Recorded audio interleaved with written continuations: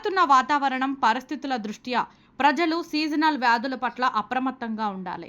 ప్రాంతీయ వైద్యశాల superintendent doctor Prasad. Annamayya జిల్లా లక్కిరెడ్డిపల్లి మండలం సామాజిక ఆరోగ్య కేంద్రం. వాతావరణంలో మార్పులు, పరిసరాల అపరిశుభ్రత వలన అంటువ్యాధులు ప్రబలే అవకాశం ఉన్నది. ఈ సందర్భంగా ప్రజలు ఆరోగ్యం పట్ల తీసుకోవాల్సిన జాగ్రత్తలపై లక్కిరెడ్డిపల్లి సామాజిక ఆరోగ్య కేంద్రం సూపరింటెండెంట్ డాక్టర్ ప్రసాద్ మాట్లాడుతూ, త్రాగునీటిని కాచి చల్లార్చి త్రాగాలని, పరిసరాలు పరిశుభ్రంగా ఉంచుకోవాలని, తడి బట్టలు ఎక్కువసేపు వేసుకోరాదని, ఇంటి పరిసరాలలో నీటి నిల్వలు లేకుండా చూసుకోవాలని, వీధులలో అమ్మే పానీయాలు, ఆహార పదార్థాలు తినరాదని, ముఖ్యంగా పానీపూరి, గోబీ లాంటివి తినకూడదని, జ్వరాలు వస్తే ప్రభుత్వ ఆసుపత్రులకు తీసుకెళ్లాలని, మరుగుదొడ్లు ఉపయోగం చేసుకోవాలని, వ్యక్తిగత పరిశుభ్రత పాటించాలని, నీటి వనరులను కలుషితం కాకుండా చూసుకోవాలని అన్నారు. గర్భిణీ స్త్రీలు కాన్పు కొరకు 108 వాహనం సేవలు సద్వినియోగం చేసుకోవాలని, యోగా దినచర్యలో భాగం కావాలని, కాలినడకన రోజు 30 నిమిషాలు నడవాలని, ధ్యానం చేయాలని, ఆకుకూరలు కాయగూరలు ఎక్కువగా తినాలని, ఉప్పు కారం తగ్గించుకోవాలని తెలియజేశారు. ఆర్వి కృష్ణారెడ్డి, అన్నమయ్య జిల్లా స్టాపర్. తీసుకోవాల్సినటువంటి ఆరోగ్యపరమైన జాగ్రత్తలు ఏంటి అనేది ఒక సమాచారాన్ని తీసుకున్నాం. నమస్తే సార్. మరి ఎక్కువగా దగ్గర ప్రజలు, గ్రామాల్లో ఉండేటువంటి ప్రజలు వాతావరణ మార్పు వల్ల ఎక్కువగా వర్షాలు రావడం, ఎక్కువ తీవ్రంగా ఎండలు కాయడం, దీనివలన ఎక్కువగా వడదెబ్బకు కానీ, అలాగే కలుషితమైన నీరు తాగి కలుషితమైన గాలి పీల్చడం వలన సీజనల్ వ్యాధుల పట్ల పడడం జరుగుతూ ఉంది. ఇలాంటి పరిస్థితులలో ప్రజలు తీసుకోవాల్సినటువంటి జాగ్రత్తలు, అలాగే జీవనశైలిలో ఎలాంటి మార్పు వస్తే సక్రమైన ఆరోగ్యవంతులుగా ఉంటారు అనేది ఒక సమాచారం ఇవ్వాలి సార్. నమస్తే అండి, నా పేరు doctor yes Prasad, Lakkireddipalli medical officer. Present వచ్చేసేసి మనకి ఆల్రెడీ ఇప్పుడు జూన్ నెల స్టార్టింగ్లో ఉన్నాం మనము. యాక్చువల్లీ లాస్ట్ 2 నెలలు కూడా మనకి ఎండ తీవ్రత ఎక్కువ ఉండడము, దానివల్ల ఎండ వేడిమి వల్ల జ్వరం రావడము, ఇట్లాంటివన్నీ కూడా మనం చూసాము. ఈ లాస్ట్ ఒక 5-6 సంవత్సరాలతో పోల్చుకుంటే ఈ సంవత్సరం ఎండలు ఎక్కువ ఉన్నాయి. కానీ ప్రజలు తగిన జాగ్రత్తలు తీసుకోవడం వల్ల ఎండ వేడిమి వల్ల మరణాలు అనేవి ఇంత ముందుతో పోల్చుకుంటే దాదాపు కనీసం ఒక 30-40% తగ్గించాం ఈ సంవత్సరం. అయితే దేశం మొత్తం కూడా అలానే ఉంది పరిస్థితి. ఇక్కడ ఈ లక్కిరెడ్డిపల్లిలో అయితే ఒక్క మరణం కూడా ఎండ వేడిమి వల్ల జరిగింది అయితే మాకైతే ఇప్పటివరకు రిపోర్ట్ కూడా అవ్వలేదు.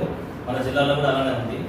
ప్రజెంట్ మనము ఎండ ఇంకా తగ్గి మన వర్షం అనేది కొంచెం త్వరగానే స్టార్ట్ అయింది. 2-3 రోజుల నుంచి వర్షాలు పడడం వల్ల మనం మెయిన్ ఇప్పుడు వచ్చేసేసి మనకి జ్వరాలు అనేవి ఈ దోమకాటు వల్ల, ప్లస్ నీరు ఎక్కువ నిల్వ ఉంచడం వల్ల వచ్చే పురుగులు, వైరస్ ఇవి చేరడం వల్ల మనకి జ్వరాలు అనేవి ఎక్కువ ప్రబలే అవకాశం ఉంది.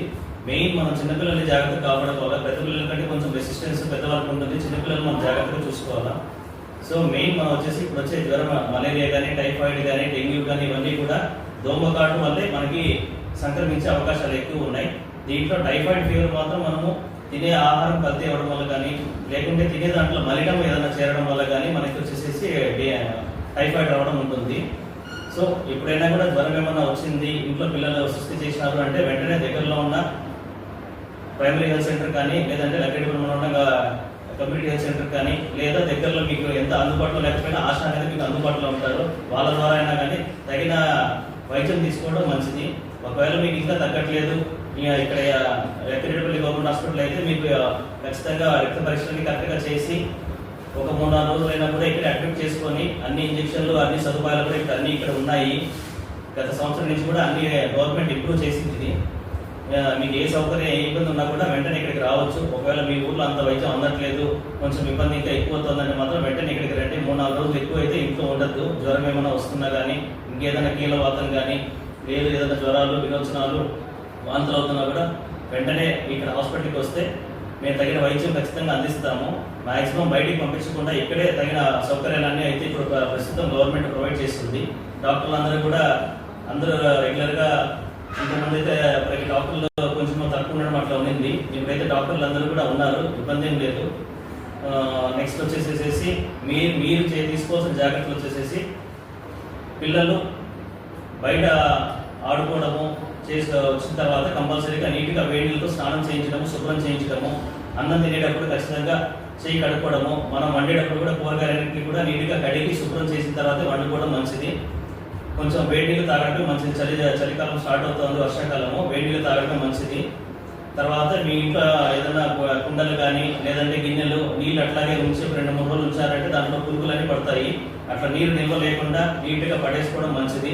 ఏదైనా బయట టైర్లు కానీ పాత గిన్నెలు కానీ నీళ్లు నిల్వ ఉంటే మాత్రం వెంటనే అవి పారబోసి అక్కడ కొంచెం దోమల మందు ఆల్రెడీ మన మున్సిపాలిటీ వాళ్ళు రెగ్యులర్గా దోమల మందు అన్ని నీటికి కొడుతున్నారు.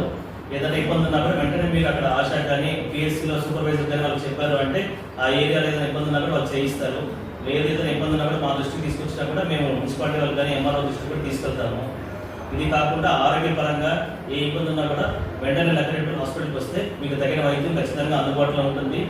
ఏ ఇబ్బంది లేకుండా మిమ్మల్ని లైన్ చేసి పంపిస్తాం ఇక్కడి నుంచి.